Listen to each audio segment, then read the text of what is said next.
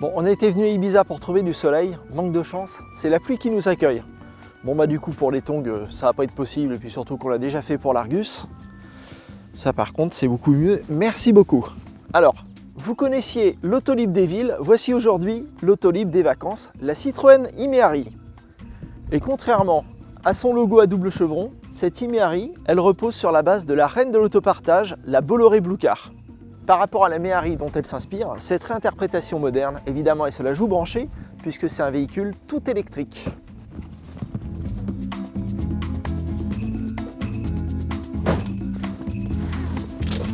Du coup, on va aller faire un petit tour à bord de cette Imeari, même si par ce beau temps, il n'est évidemment pas question d'aller à la plage. Alors cette Imeari, c'est le fruit d'une association entre Citroën et Bolloré. Citroën a en charge en fait la fabrication de la voiture dans les usines de Rennes, ce qui leur permet aussi d'occuper leur personnel aux côtés de la Citroën C5. Et Bolloré, c'est eux qui ont conçu la voiture, puisque cette Imeari, elle repose en fait sur la base d'une Bolloré Blue Car ou d'une Bolloré Blue Summer.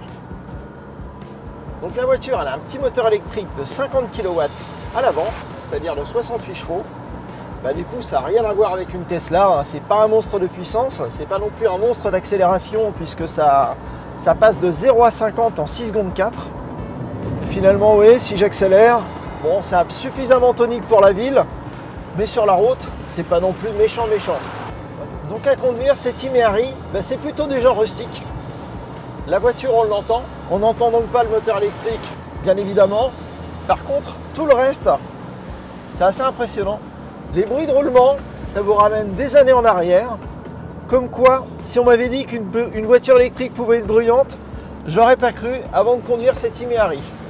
Avec ses dessous de Bolloré Blue Car, cette Imeari, on sent tout de suite que ce n'est pas une voiture qui est faite pour rouler vite sur la route et pour vraiment faire de la route. La voiture, elle manque cruellement de rigidité. Les suspensions sautillent et la voiture n'est pas du tout précise. Donc c'est vraiment une auto qui s'apprécie le coude à la portière et si tout à fait normal pour un véhicule de plage. Surtout qu'à basse vitesse, elle est plutôt confortable avec ses suspensions moelleuses.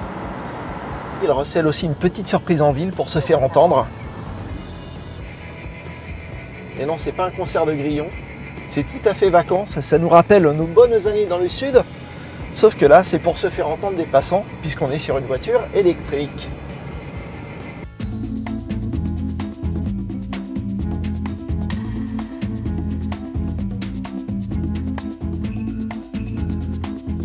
Alors, elle est pas belle mon Imeari? Alors évidemment, elle ressemble comme deux gouttes d'eau à la Bolloré Blue Summer dont elle dérive. Mais à la différence de sa cousine, elle ne partage aucun élément de carrosserie en commun avec elle. Et comme sa grand-mère, la Méhari, l'Imeari, elle a des éléments de carrosserie en ABS thermoformé, c'est-à-dire plus précisément en plastique. Ce qui lui donne un style à mi-chemin entre une golfette et une vraie voiture, avec un gros avantage, c'est qu'elle ne rouille pas. Qui dit véhicule électrique dit forcément recharge et sur l'Imeari, c'est ici que ça se passe. Avec une prise domestique 10 ampères classique, l'opération recharge prendra ici 13 heures.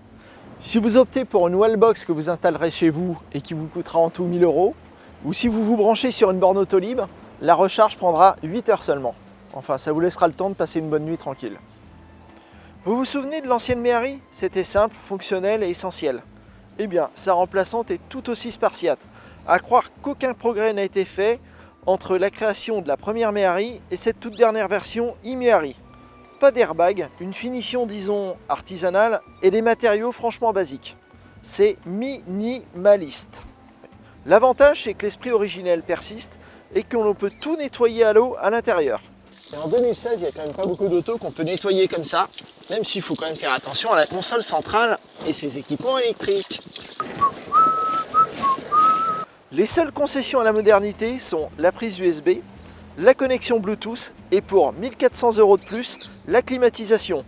Enfin bon, une climatisation sur un modèle comme ça, ça ne sert pas vraiment à grand chose. À l'arrière, l'habitabilité est plutôt contenue et le coffre réduit à sa plus simple expression, sauf là, un petit double fond qui vous permet d'installer vos petites affaires de plage. C'est toujours utile. Si vous avez craqué pour cette Imeari, il vous faudra faire un chèque de 25 000 €, c'est-à-dire 18 700 € une fois le bonus déduit.